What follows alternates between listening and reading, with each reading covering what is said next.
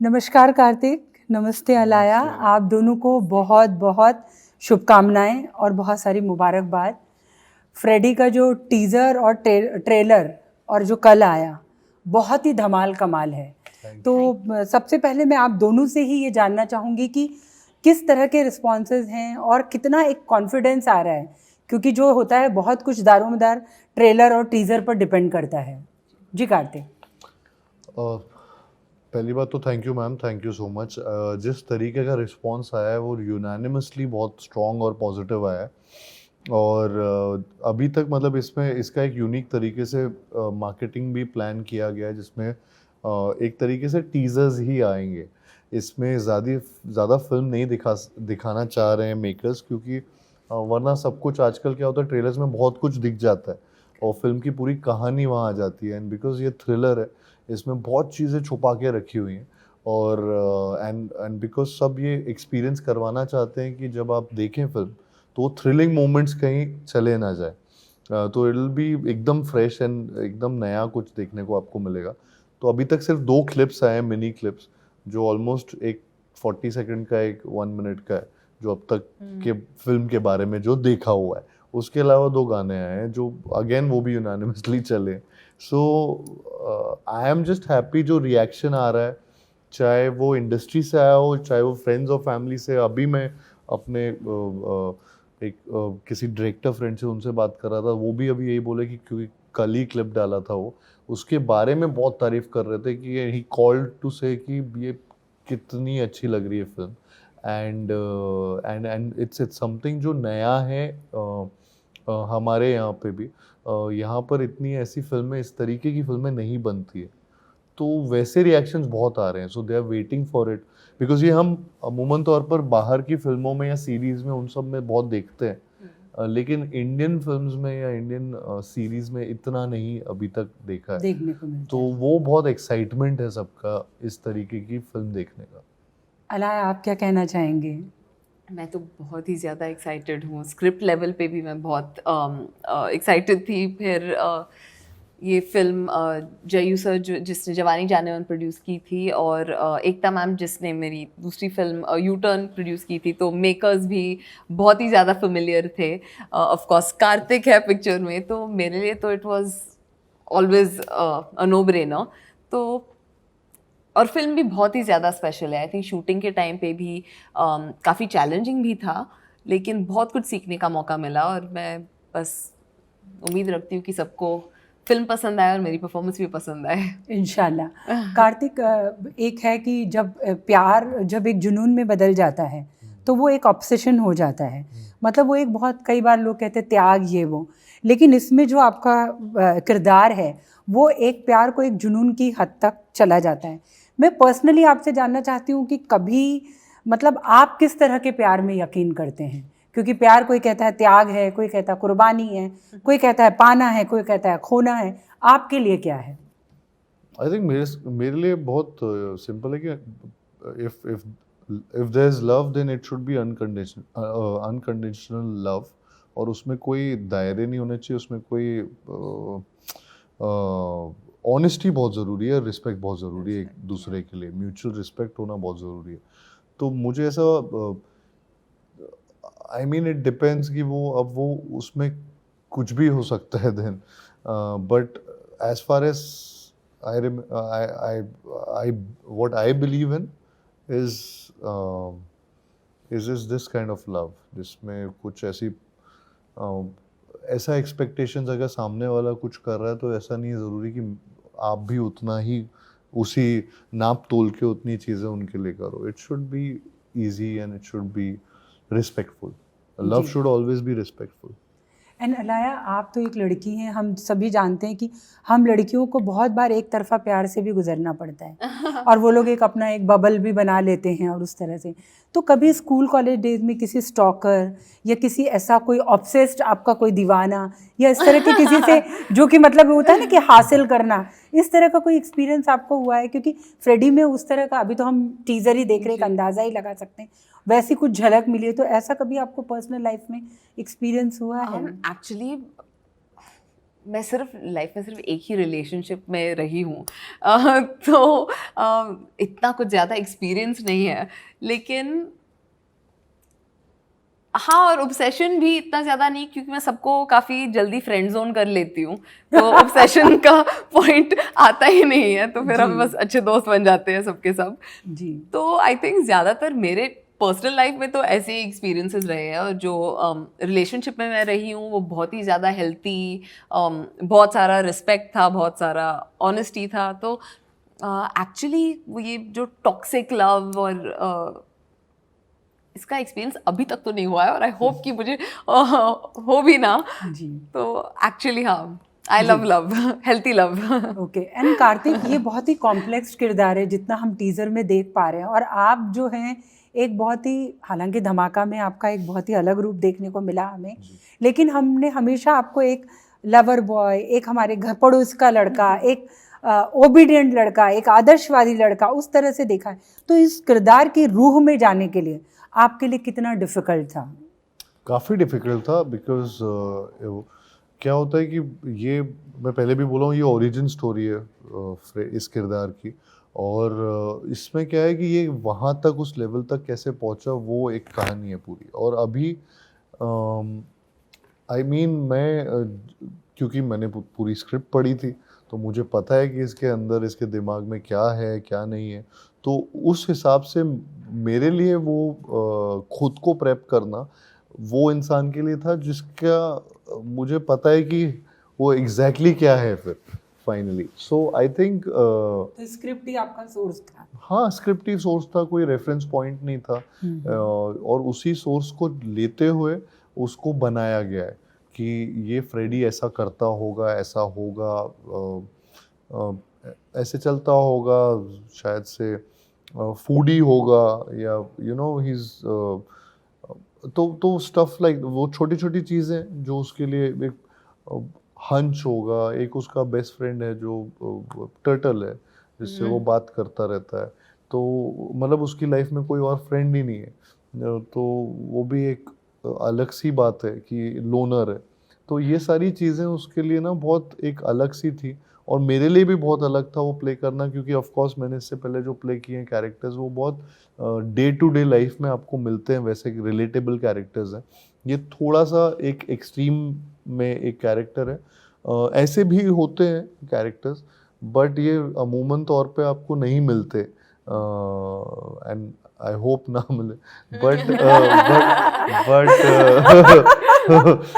But या सो वो नहीं होते तो हैं, क्योंकि अभी जिसने जी 25 या 30 कितने पीसेस किए, तो वो भी हमारी ही दुनिया से है, एलियन नहीं है। जी हाँ, तो वो होते हैं, एंड इट्स वेरी सैड कि ऐसा भी होता है, एंड सो आई फील कि वो एक फैक्टर है जो तो इसमें मेरे पास कोई ऐसा रेफरेंस पॉइंट नहीं था, एंड ये पूरा स्क्रैच से ही बनाना पड़ा हमको। हालांकि स्क्रिप्ट पूरी एक जो मिली थी उसी को मद्देनज़र रखते हुए चीज़ें बनी, एंड आई एम ग्लैड जिस तरीके से अब फ्रेडी दिख रहा है, और फ्रेडी की एक चाल है, उसका एक नाचने का ढंग है, उसका एक चीज़ों को करने का ढंग है, वो एक अलग है थोड़ा सा, and he is not the usual dentist that you would find. जी। एंड अलाया, आपके लिए कौन सा सीन जो था, डेफिनेटली जो टीज़र में, वो सबसे ज़्यादा मुश्किल था या क्या था, और कितनी ड्रेन आप हुई, मतलब एक एक्ट्रेस के तौर पे आपको कितना देना पड़ा है, क्योंकि ये बहुत, आप जितनी यंग हैं उस हिसाब से आपके लिए काफ़ी चैलेंजिंग लग रहा है ये। एक्चुअली अगर मैं ऑनेस्टली कहूँ तो अभी तक तो मैं सीन से अटैच और डिटैच काफ़ी इजीली हो सकती हूँ, तो मैं अभी तक तो, लेकिन जैसे कार्तिक ने फ्रेडी के लिए, तो कार्तिक फ्रेडी बन गया था, मतलब जब वो सेट पर बैठता था तो एकदम अकेले चुपचाप। अभी मुझे कार्तिक का दूसरा रूप देखने को मिल रहा है, लेकिन सेट पर बहुत ही अलग था कार्तिक, और मैं अलग थी, मतलब मैं आई गो in and I go out. तो मेरे लिए सबसे ज़्यादा मुश्किल शुरू का टाइम था, क्योंकि मुझे एक्चुअली बिल्कुल प्रेपरेशन का टाइम नहीं मिला इस फिल्म के लिए। मैं एक दूसरी फिल्म शूट कर रही थी, यू टर्न, चंडीगढ़ में 45 डेज का स्केड्यूल था। तो जैसे ही मैं चंडीगढ़ से यहाँ वापस आई, अगले दिन मैं फ्रेडी के सेट पर थी। तो यूजुअली मुझे प्रेपरेशन बहुत ज़्यादा पसंद है, मैं प्रेपरेशन को अपना क्रच बनाकर फिल्म के थ्रू जाती हूँ, लेकिन इस टाइम मुझे वो वक्त नहीं मिला। तो इन द स्टार्ट मुझे थोड़ा सा डर हो रहा था मुझे कि क्या मैं सही कर रही हूँ, क्या मैं नहीं कर रही हूँ। ये बड़ी पिक्चर है, बहुत सारे एक्सपीरियंस लोग हैं मेरे आसपास, तो शुरुआत में थोड़ी सी टेंशन में थी, लेकिन फिर सबके सब इतने ज़्यादा एक्सपीरियंस्ड है, और कार्तिक बहुत ही अच्छे को एक्टर है, तो बहुत कुछ सीखने को मिला। और ओवरऑल आई थिंक ये जो एंड का सीन था टीजर में, वो तो ऑलमोस्ट एंड ऑफ स्केड्यूल तक हमने शूट किया था, तो बाय देन तो मैं बहुत सेटल हो गई थी। इनफैक्ट वो बिट मेरा फेवरेट बिट है। कार्तिक, जैसे मैं हमेशा कहती हूँ कि साल की शुरुआत के साथ ही आप वो एक्टर साबित हुए हैं जिन्होंने की बॉक्स ऑफिस की रौनक लौटाई है, तो और आपकी फिल्मों का इंतज़ार भी है, लेकिन एट द सेम टाइम आप OTT पे भी एक बहुत कमाल का बैलेंस आपने बनाया। आप एक ऐसे एक्टर हैं माशाल्लाह। तो क्या आपको लगता है कि OTT सेफ है, या जब OTT पे फिल्म आने वाली होती है तो आपका टेंशन कम होता है, जो फ्राइडे को जो बॉक्स ऑफिस दिखाएगा, वो मैं थोड़ा अंतर जानना चाहती हूँ। दोनों जगह आप हैं। आई थिंक ऐसा है नहीं, ये एक थोड़ा सा मिसकंसेप्शन भी है, क्योंकि OTT पे भी फिल्म्स बहुत सिलेक्टिव हो गए हैं platforms when it comes to them. उनको ये फिल्म को एक्वायर करना भी बहुत एक मुश्किल वाला काम हो गया। उनका इंटरेस्ट लेवल भी उतना होना चाहिए, प्लस आपका फिल्म का एक प्राइस अटैच होता है एक फिल्म से। क्या वो प्राइस आपको मिल रही है, आपकी फिल्म को मिल रही है, तभी वो फ़ायदेमंद होता है सबके लिए, प्रोड्यूसर्स के लिए एंड द एंटायर टीम। तो वो आना, वो मीट करना बहुत मुश्किल काम है, और वो तभी आता है जब आपके प्रोडक्ट में एक वैल्यू है, या प्रोडक्ट में अनलेस आप लॉस पे जा रहे हो। लेकिन अगर आपको प्रॉफिट करना है या एक रिस्पेक्टेबल उसमें जाना है, तो वो तो आपका प्रोडक्ट अच्छा होगा तभी। और उनकी पूरी एक एंटायर टीम होती है जो इस चीज़ को रिव्यू करती है, और तब उस पे उसका एक डिसीजन लिया जाता है। तो वो भी एक अलग प्रोसेस है, वो प्री प्रोसेस है, और थिएटर्स में पोस्ट है। सो वो एक डिफरेंस हो जाता है कई बार। बट इसमें पोस्ट भी एक इम्पॉर्टेंट चीज़ है, बिकॉज उसमें फिर कितने व्यूअर्स आ रहे हैं, इस एक्टर की फिल्म पे व्यूअरशिप बढ़ रही है कि नहीं बढ़ रही है, ये सारी चीज़ें होती हैं, ताकि अगली फिल्म, जैसा कि होता है थिएटर्स में कि बॉक्स ऑफिस के बाद आपकी अगली फिल्म का उतना ही डिसाइड होता है कि उतनी स्क्रीन्स मिल रही हैं, उतना आपको हर चीज़ आपके बारे में आपकी लास्ट फ्राइडे के हिसाब से डिसाइड होता है। तो इसमें भी वही एक तरीका है, इसमें व्यूअरशिप देखी जाती है। एंड अदरवाइज वो एक ग्राफ है, वरना तो ऐसा तो है नहीं कि सब लोग बस फ्री में आपको काम देने बैठे। वो you have to earn your bread, and उसके लिए कुछ ना कुछ प्रोडक्ट तो अच्छा होना चाहिए। तो OTT में ऐसा नहीं है, वो नर्वसनेस वो होना चाहिए, वो मतलब ऐसा नहीं, मेरे को एक्साइटमेंट है, but at the same time I want a lot of people to watch it, और थिएटर्स में भी वही होता है। तो मेरे लिए वो दोनों का एक बैलेंस वो वैसे ही है, लेकिन थैंकफुली बैलेंस एक विद फिल्म्स बन गया है कि OTT में जब धमाका भी पहली बार आई थी, तो I was just happy with the kind of reaction जो धमाका को मिला, एंड देन भूल भुलैया को इस साल वापस से मिला, and now I hope Freddy को हॉटस्टार में ये ऐसा रिस्पॉन्स मिले। कार्तिक, आपका बर्थडे था, पूरा मीडिया आया था, पूरे देश दुनिया से आपको शुभकामनाएं मिली। बर्थडे पे रेजोल्यूशन क्या होता है, क्या एक अपने से क्या प्रॉमिस होता है आपका?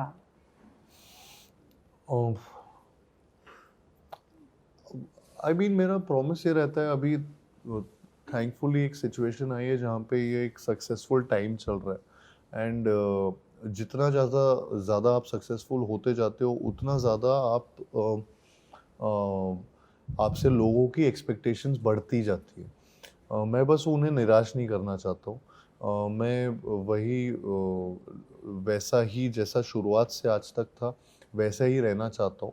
और साथ साथ चक्कर क्या होता है कि टाइम की लिमिटेशंस और होने लगती हैं, आपके पास और चीज़ें करने का, ये भी करना है, वो भी करना पड़ता है, ये भी, तो टाइम उतना ही है, लेकिन काम ज़्यादा बढ़ जाते हैं। अब वो चीज़ होती है, तो मेरा रेजोल्यूशन बस इतना ही है कि मैं हर किसी को उतना वक्त दे पाऊँ जो पहले दे पाता था, not just professionally but family wise भी। तो वो एक चीज़ है, वो बैलेंस का एक रेजोल्यूशन है कि फैमिली टाइम और ज़्यादा दे पाऊँ, प्लस वर्क लाइफ में भी उतना ही टाइम अपने जो मेरे साथ काम कर रहे हैं या फिर जिनके साथ मैं, चाहे वो मीडिया हो, चाहे वो मेरी टीम हो, चाहे वो मेरे डायरेक्टर्स प्रोड्यूसर्स हो, सबके साथ वो मैं उतना वक्त गुजार पाऊँ और या सेम एनर्जी के साथ काम करता। जी। एंड अलाया, आपने इतना, आपकी पहली फिल्म में आपको काफ़ी तारीफ़ मिली और मैंने रिव्यू भी किया था आपकी फिल्म का, लेकिन फिर आप कम क्यों नज़र आती हैं? मतलब आप जैसी यंग एक्ट्रेस को तो धड़ाधड़ फिल्मों में आना चाहिए। एक्चुअली प्रॉब्लम ये था कि मेरी फिल्म रिलीज हुई और फिर पूरी दुनिया लॉकडाउन में चली गई। और शुरुआत में तो लगा कि ठीक है 1-2 महीने के लिए चलेगा, फिर शायद उसके बाद खुल जाएगा।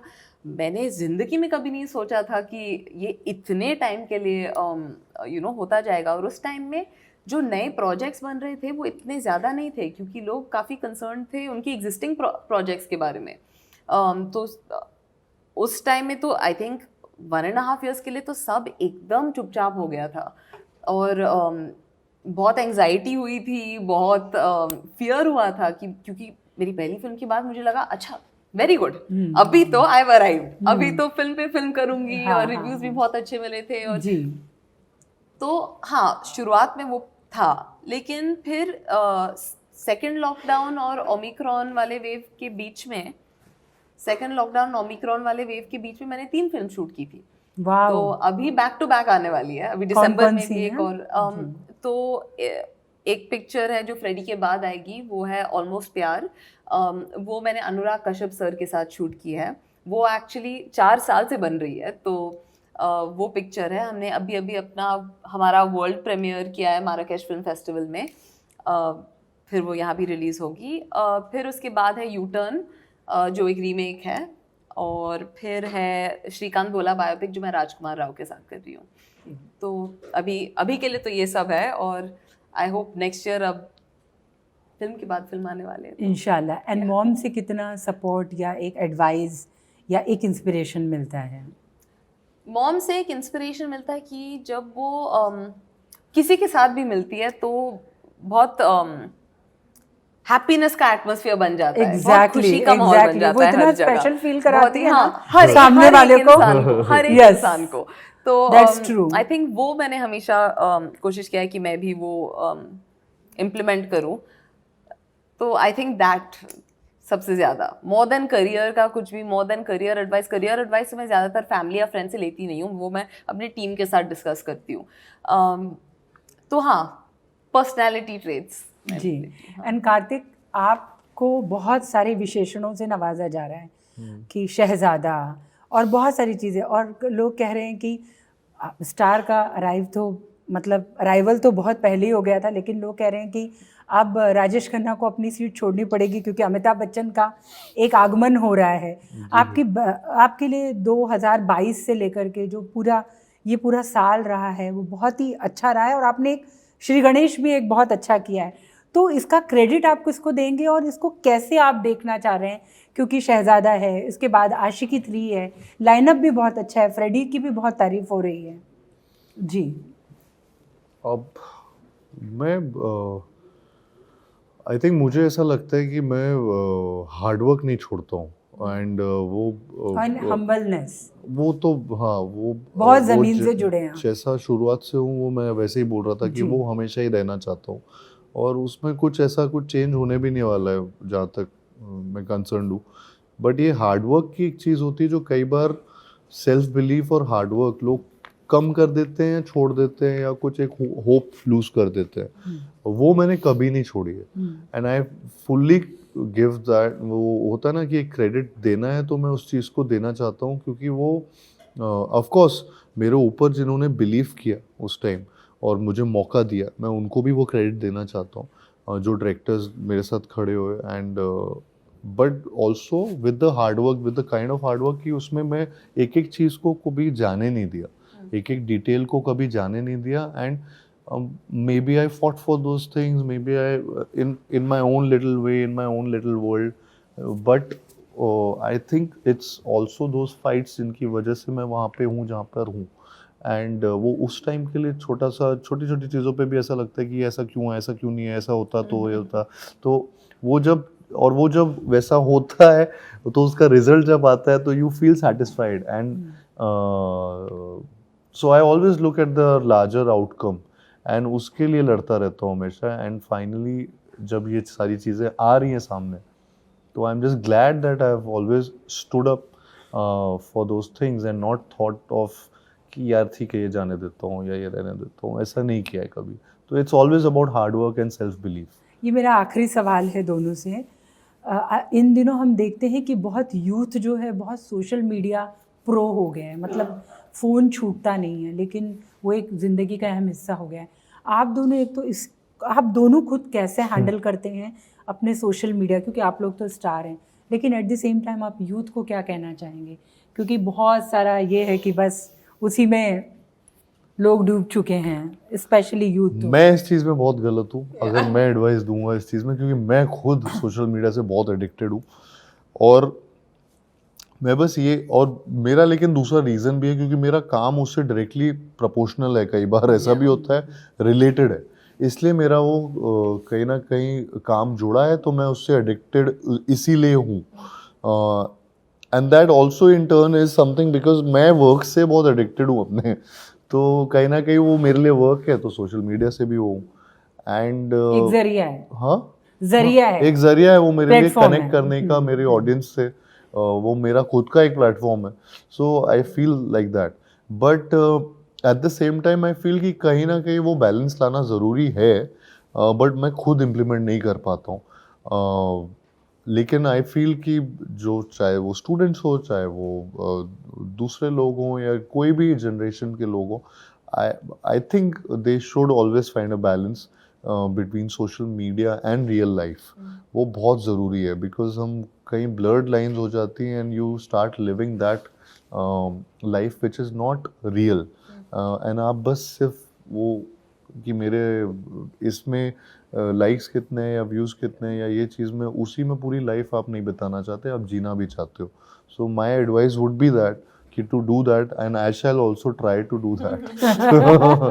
And Allah, what about you? मैं तो एक्चुअली अपने फ़ोन से इतनी ज़्यादा एडिक्टेड नहीं हूँ. अगर मैं अपने फ़ोन पर होती भी हूँ तो कुछ वर्क रिलेटेड ही होता है. पर्सनली लेकिन आपके बहुत हजारों तो मैं कम बोलूं, अनगिनत फैंस हैं आपके.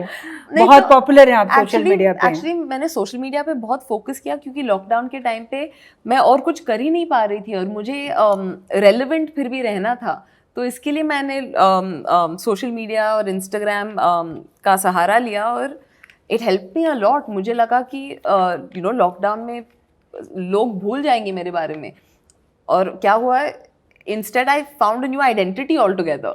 तो एक्चुअली सोशल मीडिया ने मुझे बहुत ज़्यादा हेल्प किया है, लेकिन मैं हमेशा मैं भी तंग आ जाती हूँ. अभी एल्गोरिदम ऐसा बन गया है, अभी वैसा बन गया है, तो मैं ज़्यादा सीरियसली नहीं लेती हूँ. बस जितना सीरियसली लेना है सिर्फ उतना ही लेती हूँ. तो that's what I want to tell everyone. सब कुछ बैलेंस में ठीक है. चलिए, आप दोनों को मेरी बहुत सारी शुभकामनाएं. थैंक यू और सो मच. बहुत अच्छी जाए ये फिल्म और आने वाला तमाम साल और आने वाले तमाम career. Thank you so much. Thank you ma'am.